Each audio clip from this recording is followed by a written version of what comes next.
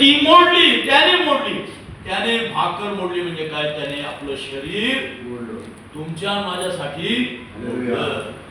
Hallelujah.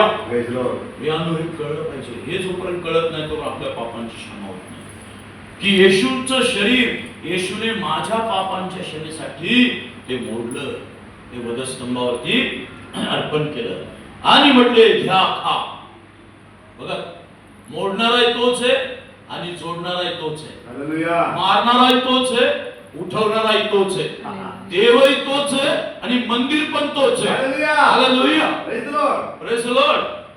आत्म्याने मंदिर, शरीराने मंदिर आहे. त्या मंदिरामध्ये देव म्हणून सुद्धा येशू. म्हणून तर येशू म्हणतो हे मंदिर तुम्ही पाडा आणि तिसऱ्या दिवशी मी परत हे उठून उभं करायला. हालेलुया.